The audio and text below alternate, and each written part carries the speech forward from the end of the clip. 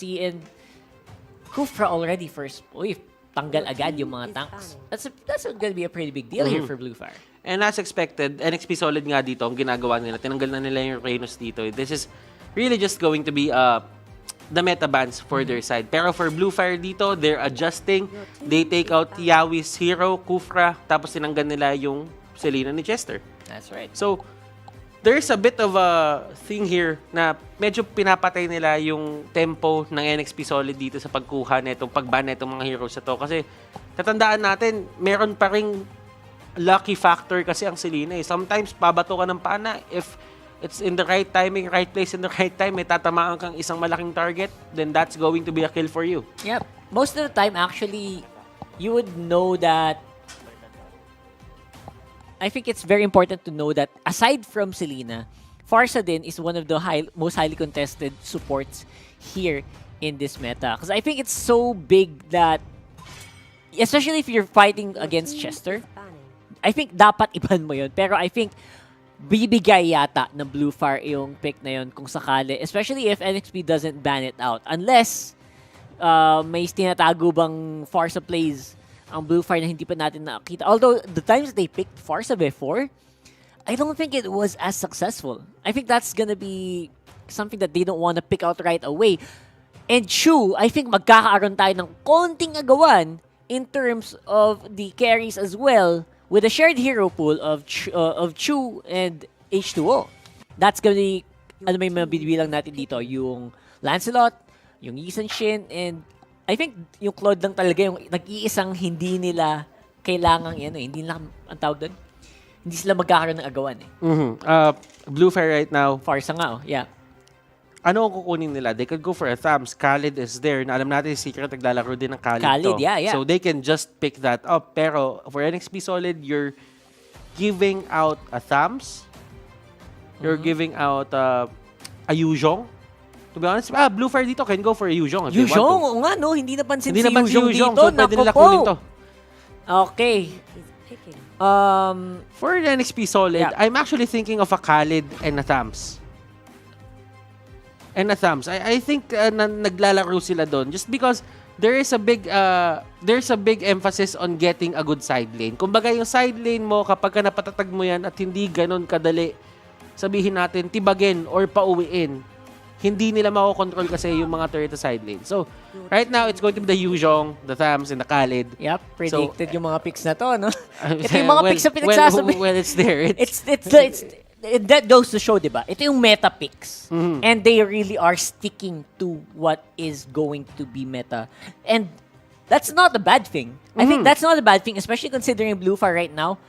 As much as possible, they will want to play comfort. Comfort sana, kung kaya, para sa BLUFIRE. Kasi, if you can't find yourself, find yourself in your tournament, hanapin mo lang sarili mo nung ginagawa mo sa rank games. Paano ba ako nakadating dito sa MPL? Ano ba yung ginagawa ko dati? That is true. Subukan nating paganahin, malay mo. Tingnan natin. Pero for BLUFIRE dito, time is running out. Siguro Atlas in the Chango. Lancelot na, kinuha na nila dito. And they will go for the Chango. Okay. So, ang ganda na ng invade potential dito ng BLUFIRE. Just because they got the Chango and that Lancelot. That's a lot of pressure, no? That's a lot of pressure. Pero especially when taking buffs. Pero kasi, ang nakikita ko dito, isang side date pa lang yun na secure nila. NXP Solid, I like to adjust. Yep. They are actually already on the Lolita. Meron kay Chang, I-block nga natin yung meteor shower mo ng isang malupit na shield. So, I think BLUFIRE actually, they got something when they got the Lancelot. That's good. Pero this is almost a sure Yisan Shin for H2O. There's just no way that you don't take the Yisan Shin at this point kasi you want that map control, especially kung meron kang malilikot na hero tulad ni Lancelot and may mga rotate na kanyon tulad ni Chang'e, right? That's what you want, and I think that maganda yung adjustment na ginawa ng NXP sa draft na to. Usually kasi, ako iniisip ko dito, NXP Solid, if they ever think of getting a Ling, mahirap mag-Ling dito. Kasi nakikita natin yung usual trend sa ginagawa ng Ling is pinupuntahan sila lagi for that invade. Pero for BLUFIRE dito, I don't really know the reason why. Well, it's their call. I'm not questioning it. Pero kasi, you have all the tools to actually invade that lane. Yep. And for some reason, sinasabi nga na si Lancelot is actually a counter. Somewhat of a counter kay Ling. And it's not because Espadahan it's not because of the espadahan, the Thorned Rose, or pwede mag-dash. Yep. It's actually because of the reason na Thorned Rose equals retribution. Yun yung isa sa mga pinakamasakit sa ulong labanan for the side of Ling. Kasi hindi mo lagi sure kung papaano siya gagalaw or kung kailan yung tamang timing ng retribution mo kasi masyadong mataas yung damage burst dun sa buff at that point on. Oh, that's true. I guess that's going to be a big deal. Now, actually, what I'm looking for here is Ling is going to be banned out. Nakakatawa kasi pag mention natin, nababan. So, I don't know. Mention mo yung Ling na ban eh. So, it either gets picked or banned. So, good job up here. Oh. Pero alam mo, YSS. Super. Pero feeling ko wag na eh. Feeling ko wag na nga eh, no? Pero alam mo, NXP solid on the other hand. Does YSS make sense here? I think it does, right? It still makes sense. It probably could. Yeah. Kasi if in terms of poke potential, feeling ko dun talaga magkakaroon ng solid foundation dito, yung side ng BLUFIRE. NXP solid dito. They're taking their time. Alam nila may 23 seconds pa dito. And ayaw nila magmadali. Tingnan mo, chill lang sila. Nakangiti lang sila. Ano nga ba yung magiging Chester hero dito? I think a Kagura would be good. Kagura nga, no? I think that's something that's the funny thing about Chester is ang dami niya din pwedeng i-picks eh. I think he's almost at par with Oh My Venus and Imba DJ with the amount of supports that NXP Solid can pick. Pero malay mo, tank na ano na to. I think okay na sila dito. Wow, Hayabusa on H2O. Pwede ba ma-flex to kay Renegade? Pwede ba mag-tank na lang magtangkalid na lang si Yawi, si Chester maglolita. Pwede ba 'yon? It's a possibility, pero kasi masyadong matagal 'yun eh. Para kay masyadong matagal para kay Hayabusa na ilagay mo siya sa gilid. Sa bagay. Hindi na 'yun yung ginagawa ngayon. Hindi yung usual ginagawa niya. Dati nilalagay siya doon kasi kaya niyang mag-sustain ng sarili niya doon. Matagal, oo. Ng matagal na hindi siya masyado nabibigyan ng focus kasi. Pero ngayon naman, ang nangyayari kasi yung rotations, lagi doon sa may lane na pinaka-vulnerable. And I think if you put Hayabusa doon sa lane na yun, merong time na talagang pupunta na lang dito yung mga kalaban, tapos paparusahan na lang yung Hayabusa na side lane. But still, speaking of parusa, mapaparusahan kaya itong Ruby pick na to? I think this might be a problem. What do you think about the Ruby pick? Ang daming pumipili sa kanya. What do you think about it? I think the Ruby pick is super situational. This is a pick that easily gets punished nga eh. Kaya sabi ko nga, di ba, mapaparusahan kaya. Kasi tingin ko kayang maparusahan ng lineup ng NXP to with enough damage, especially with the Valier pick. Pero you have to take note na itong BLUFIRE, they have a very tanky lineup because of the Baksha and the Ruby. Not to mention si Secret on this Yuzhong is going to be super difficult to take down as well. Tas malikot pa siya. And walang panghabol masyado yung NXP doon sa Chang'e kasi ang pang damage burst nila dito is mostly on the Hayabusa. Yeah. Right? And Hayabusa, he needs to pick. Do I just go for the Chang'e? Pag ginawa ko yun, pag ultimate ako sa Chang'e, yun na yun. Paano na si Chu? Paano na yung Lancelot? So, interestingly, tama nga, si Chester nga naglulita. And that's interesting because it's going to be Yawi on the Valier. It's probably because hindi lang hero. Di ba naayos? I mean, it's probably the most ideal. Final na ba to? Ako kasi support pa rin naman para sa mata ko talaga support si Lolita. Support talaga pero si Lolita. Pero hindi tank si Valier. Oh, so, interestingly, tingnan natin. Let's see multi-roll. Multi-roll is real. Multi-roll is real. Ito na yung sinasabi Yawi natin. on the Valier. Yawi on the Valier. I just feel na baka, may mga times kasi na yung isang hero, hindi mo lang talaga siya feel. Hindi nga talaga. And feeling ko, yun lang yung sinabi ni Yawi dito na, ayaw maglilita. Siguro yung sinabi niya na lang, parang, hindi ko feel yan masyado. Sige, sabi ni Chester ako na. Parang adjust na lang. Pero support is support. Support is support. Support is support. Exactly. So here we go, BLUFIRE NXP solid. Game 1, mga kaibigan. And nagkakabaliwan na agad. Sa draft pa lang. Akala ko nagkamali. So, eto there is actually a bit of a contest dito para sa side ng NXP Solid. If you think about it, MB and the others, and ito na nga sinasabi natin dito, Chu has free reign over that. Pero kung iisipin mo dito, merong away na nangyayari sa may gitna. They can actually go for this. And look at this, Storm Rose to the dashes. Goodness gracious, BLUFIRE dito, very aggressive. They punish yung ginawa ni Yawi. Interestingly enough, I think Yawi is he had the right idea to clear it up, to clear up the wave and try to push back BLUFIRE, pero nagawa nila ng paraan. And I think medyo malaking pagkakaano yun, deficit yun. Pero nakabalik naman si Yawi and I think they wanna go for more. And look at this Chu actually getting a lot of damage there, pero tingnan natin kung paano nila kokontrolin to. And they got yung purple buff. Hindi nakuha dito ni H2O, pero they will get 2 kills in the process. Do you think it's worth it? Was it worth it na ibigay ang 2 kills para sa purple buff to deny H2O of that blue? I'm not sure. Actually, kasi H2O, especially since H2O got, I think, 1 kill over that, that's okay lang. I think babagal ng konti yung clear niya. Pero now, this might be a different story. I think NXP Sol actually was ahead because of that. Now, Limbs dito, flickering in dun sa may pader. Medyo niyakap niya yung Realme dun.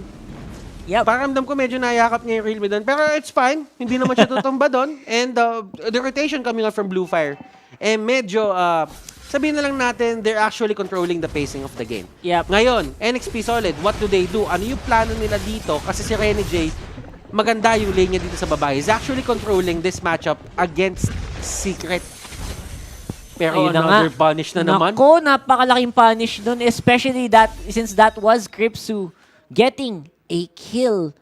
I think, as long as BLUFIRE are controlling the waves, they don't care that they're losing the team fights. Gusto lang nila i-control yung wave.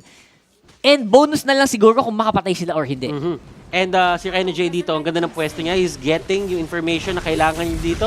They go in. He actually gets it. Chu actually gets that. Tingnan natin dito kung paano nila paparusahan to. And Chango will actually go down at the hands of the Hayabusa. Tingnan natin kung lalaban pa sila dito. Secret will just go away. Hindi na nila pipilit yung issue doon, Rockard. Palitan ng palitan na. I think it's difficult to say who's really ahead in this game, even though, looking at the map, they are going to go for Limbs right away. The punish on that Ruby is so critical. At nakuha pa rin ni Chu yung kanyang buff. And that is... The supports dito, medyo nagkakaroon, yung mga tanks, yung mga supports, nagkakaroon sila ng mga oras na medyo talagang na-go overextend sila. They really want to do something. But, ang pinaka-naging problema, Rockheart, is they get caught off guard. Oh my God. Okay, pero ang maganda dito for BLUFIRE is they still get that turtle buff, which denied from H2O means na hindi basta-basta maka-burst down H2O ng mga target. Although, ang maganda naman kay H2O is he got the double buff this time. So, meron ng malakas na energy regen, he could go for the bottom lane. They could actually go for the bottom lane. That is true. Pero dun sa may taas, nagkakaroon din ng onting, not onte, pero a full-blown push on that side. Secret dito, tatakbuhin niya na lang yan. He's not going to risk that. Bibigay na lang niya. Kasi patas naman na eh. Nakuha na yung taas. So, might as well just give the bottom lane turret. Oh, MB on the back foot. Look at that. Kripsu forced to flicker out and they are still fighting over that orange buff. Talagang ayaw nilang ibigay kay H2O yung resources na kailangan niya para umunlad. Right now, purple lang ang hawak niya. They know that they have to. Ito yung sinasabi natin eh. Kumbaga, kung gusto mong i-shut down yung mid lane, you get all the buffs. Pero kasi ang nangyayari dito, Rockheart, for the side of NXP Solid, yung side lanes. Side lanes, Yung side lanes nila matibay. Tama. So that means, BLUFIRE dito, yes, they're answering one thing. Pero you're not looking at two things na nandito sa may gilid. Although there's another fight happening here, ayaw talaga nila magbigay ng oras para huminga. Tama. I think what they're doing is they're trying to force MB on the top lane and Renegi on the bottom lane na umikot pa mid lane. Pumasok dito and that is going to be the shadow kill and enough yung damage dito ni H2O. And ito na nga, sinasabi natin, he knows what to do at the right moments. H2O getting 4 kills na dire-diretso dito kahit walang blue buff. Yep, priority on to damage output. I mean, you don't need to get the buff all the time naman. As long as you can get into position para makakaroon ng kill, okay lang yun. They're doing that right now at NXP, waiting on the turtle as it spawns. So they actually try to go for this. Lancelot, si Chu, wala siya sa area. And he is actually going to not be there pagka retry dito na H2O. Pero nandiyan na din yung Dragon. Let's see kung ano mangyayari. Look at that Phantom execution. It will hit a lot of people. Rene J will be the next target here. Secret nandun sa may pinakalikod. Let's try to see kung ano ba mangyayari dito. And look at the regen coming up from Rene J. Tignan pa natin. The Thorn Rose is there. The triangle motion. Pero sabi ni Secret dito, kakayanin ko pa to. But H2O has something in mind. Lumabas siya, pumasok siya. Tapos lumabas siya ulit. Ang daming beses pumasok doon ni H2O. Yeah, paulit-ulit. I think mag-cooldown na yung ultimate niya sa duration ng team fight na yon. Sa sobrang tagal, they can actually get back on the fight right away. And with the backup of Puzakin, mapupuwersa nila NXP pabalik. Actually, hindi pa yata. Gusto pa lumapat. Round 3, bro. Round 3. Ako hindi pa ako tapos eh. Di ba pagod? Ako, pakiramdam ko pwede pa eh. Round 2 kaya. I can do this all day. Pero may round 2 pa. May round 2 pa. Mamaya pa. Pangatlo na nga yun eh. Actually, Pangatlo na yun eh. Ano ba? Parang yun ba yung pangalawang full blown? Feeling ko eh. Oo eh. Halos eh. Sige. Nakapag-ultimate na siya ng... Tama. Grabe yun. Tuwing nagko-cooldown eh, no? I like it. I like the tempo that NXP is showing right now. BLUFIRE, hirap na hirap mag-keep up. Ito naman si Limbs right now. Hindi din makabawas dito sa backline ng NXP kahit kitna na siya. And Chu dito, MB, getting caught out. Nandun siya may gitna, lumuhod siya, pero hindi enough yon. And here comes H2O. You see, gonna get a lot of these kills. Phantom execution. They will actually get Lancelot, and that is going to be a triple kill for H2O. Naikutan ng malupet di H2O here. And I think hindi handa yung BLUFIRE sa magpasok ng Hayabusa doon sa tower na yon. And that is why you pick this up. Hindi pa tapos! Walang pagod, no? He can do this all day. He can do this all day, pero Gillette instant replay. Hashtag shame the day. What happened? Parang Rockhart. I think ang big deal here is the AoE damage that was already set up by MB. Sobrang laking bagay when he was going for that top lane. Sabi ni MB, hindi ko kailangan i-take down itong mga to, pero alam kong papasok na si H2O. Okay, I just need to hold on for a bit, and then i-clean up to ng kampi ko. And that is going to be the Numenon Blast. May stun niya pa dito rin sa Ben si Chu, pero Chester, is this worth it? That is the question. H2O going in. Tignan mo yung Meteor Shower dito, nagkakabatuhan. H2O in front of 4 people. That is not where you want to be kung ikaw si H2O. Pero si MB dito sabi niya, babawi kita, pero hindi lang ako makakadive. Kasi yun masyadong malalim yun. Medyo negative na yun. Negative na. Pagka maganong kalalim, negative na yun. Pero I think at this point, hindi ko alam bakit pero ba hindi pa rin ganun kalaki yung lamang sa gold. I think 1k gold is, considering ang daming nawasak sa BLUFIRE, feeling ko ang daming beses nilang natalo sa team fight. I wonder why that is, right? Ramdam ko kasi dito yung NXP Solid, ni-invade talaga nila. Sinusubukan nila i-invade yung BLUFIRE dito. Kumbaga, yung ginagawa kay H2O kanina na kinukuha sila naman. So that only means yung mga monsters mo hindi mo nagagalaw. Kasi sa totoo lang yung BLUFIRE dito, parang nagkaroon na sila ng time na hindi na sila nakakapasok dun sa base ng kabila. Sa jungle pala, hindi sa base. So wala na, hindi mo na kayang ma-denayan itong Hayabusa. And now, because of that, yung Hayabusa, kaya nang mag full steam ahead. Kumbaga, kaya nang dumire-direction ng laban because the energy just keeps regenerating dahil lagi nga siyang may buff. And alam mo, si MB dito, sabihin na lang natin, 316 ang kanyang galawan. But still, that is going to be the Festival of Blood. A lot of regen coming out for his side. Mahirap Limbs dito at a 045. Pero kasi as long as naitatrank talaga ni Limbs yung mga damage output na ginagawa dito ng NXP Solid is doing his job. H2O going in. And that is the power of a Hayabusa. Ang dali niyang mag-push ng turrets, pero that is going to be the Lancelot going down. Tingnan mo yung secret dito, isang dragon na lumilipad. Nag-drawing ako niyan, pero muntik na akong masisante. Rene J on the other hand, pumaharap dito sa 5. Yep. Actually, hindi 5. 3 na lang pala. 3 na lang. Tatlo na lang at that point. Pero si Rene J gusto pa rin. Makunat ko, yeah. Makunat si Kuya Rene J. And now, the rest of NXP, hindi naman nabawasan. Kaya lumaban sa gitna. Wow! They actually go in nung nahatak. Sabi niya, sige, sama kami. Bro, sama Thank kami you. dyan. Bro, sama kami dyan, ha? Libreng flicker. Bro, sama Libreng kami dyan. flicker in, man. BLUFIRE dito, they look good dun sa early stages ng laro. Pag-usapan natin yung BLUFIRE dito, nakikipag-trade sila eh. Paulit-ulit. Paulit-ulit, nagagawa nila ng paraan, yung mga bagay-bagay na hindi sila malamangan ng todo dito ng NXP Solid. But the thing is, yes, nakokontrol mo si H2O, but the time na nakuha ni H2O yung Shadow Kill, gumawa na si H2O ng mga paraan para makakuha siya ng sarili niyang mga kills. Ma-convert niya yung shadow kill na yon na every time nag-up yun, may kill siya nakukuha. And hinahanap niya lagi si Crypso.